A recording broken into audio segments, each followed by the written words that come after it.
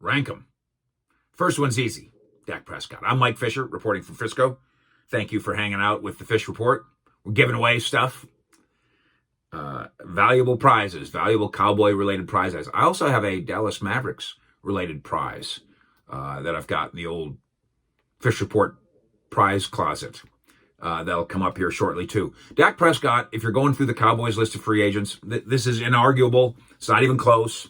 There's nobody even in second place when it comes to where we're ranking, let's say, the top 5 Cowboys free agents. And then I'll go through the whole list with you because you're you, and I know you want it. And I know we'll have some discussion about it down below. Thanks for subscribing, by the way. Tell your friends.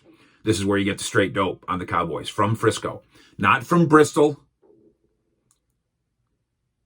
Not from Baltimore. Not from Boise. Not from Birmingham. In somebody's mom's basement. In Frisco at the Star, right here. Dak's number 1. Not even close. Jerry Jones has even conceded, saying Dak's got all the leverage. Who's the number 2 free agent on the Cowboys roster, in your opinion? The 75-member staff at CowboysSI.com, we debated about this. And I pushed 4 and 1, because I'm the boss. Aldon Smith. Now, I'm on record here. You've read it. You've heard me say it. I don't think Aldon Smith is as much of a lock to come back here as the Cowboys seem to think he is.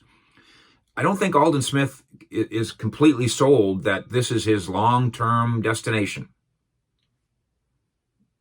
And I darn sure don't think he's giving the Cowboys a hometown discount. But I put him number 2 on my list. Pass rushers are hard to find. 3 techniques are hard to find. He could do those things. Now, the sacks tailed off. And maybe the 5 years off caught up with him. But give me Aldon Smith as the number 2 guy. I'm not breaking the bank. I'm not going to pull a Robert Quinn. I'm not paying him $15 million. If somebody else does, then he's gone. But that's my number 2 guy. Number 3. And maybe this speaks to the idea that the Cowboys should quit falling in love with their own guys. We've got the number 3 guy as Joe Looney. Now, that's a good argument. There's another name here that's worth arguing. There's a couple more. Had injuries on the offensive line. They have question marks on the offensive line. Joe Looney plays 3 positions, and he's a glue guy, and he's a personality guy. Maybe he's just a $2.5 million guy. That's what he was this year. Just a backup lineman, but I do think he matters. I've got him as the number 3 guy, but I'm willing to listen to arguments. Number 4, Andy Dalton. Andy Dalton did keep this thing afloat this year, and I'm not saying he was good, but he kept it afloat. If Dak goes down, and you've got to just play some jag, I think we saw what happened this year. We'll never know what Andy Dalton might have done in Philadelphia that night that Ben DiNucci could not do. We'll never know what Andy Dalton could have done against Pittsburgh that Garrett Gilbert almost did. Number 4 guy that the Cowboys should try to keep off their present roster, Andy Dalton. By the way, that's not his plan. His plan is not, yay, I'm going to be a Cowboy backup quarterback the rest of my life. We'll see. Number 4, Joe Thomas.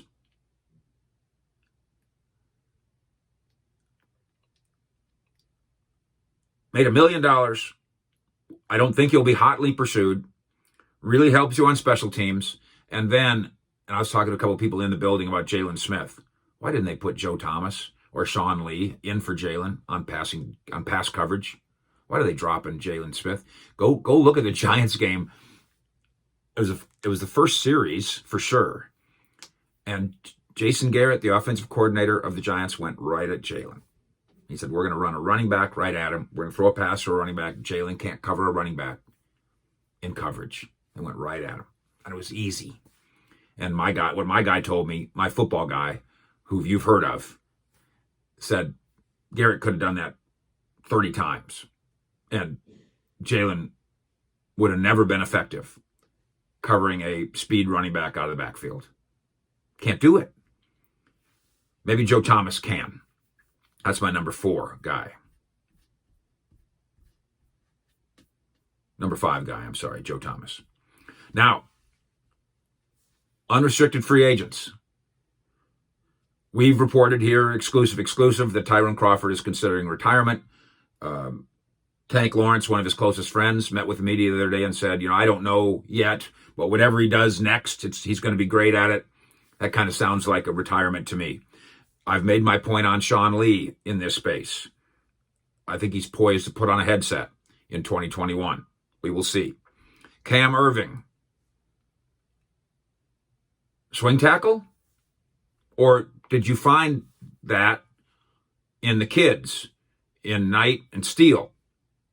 Blake Bell, backup blocking tight end, and with Jarwin coming back next year, we're talking about a third tight end, not a priority, obviously. The long snapper, do we need him higher on this list? Maybe we take him for granted. Maybe we shouldn't. Cheeto, can't prioritize him. Don't want to pay him.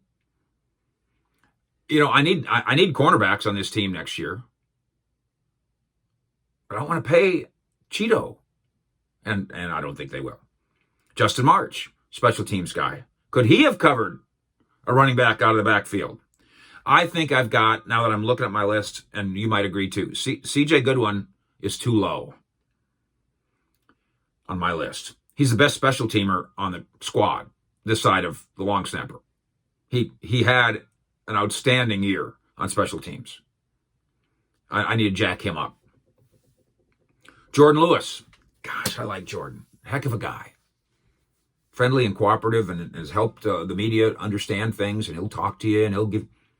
But that headbutt, what are we doing? His most impactful play this year was the headbutt. Eli Anku, defensive tackle. Xavier Woods. One scout told me the problem is he's a safety in a cornerback's body. In other words, he's a small safety. I'm trying to think of all the impactful plays that Xavier has made. And if we make a list, it's not a long list. Noah Brown, not prioritized.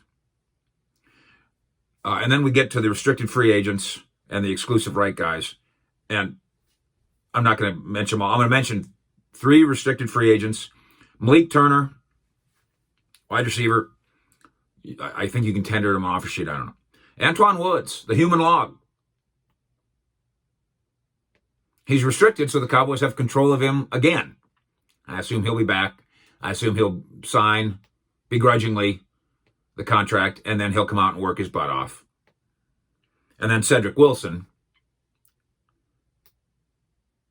Maybe somebody's interested in Cedric Wilson. Is that a $2 million wide receiver? Exclusive rights free agents. Chris Weststreet, Savion Smith, they put him on the futures, so they want to keep him around. And then defensive lineman Rondell Carter. They sure do like him. They let him go off for a minute and then grabbed him back. Somebody at the Star likes Rondell Carter. I assume it to be the scouting department. So there's pretty much the entire list of Cowboys free agents. And I'm left with a little bit saying that the list is underwhelming. That it's Dak and then a bunch of Jags.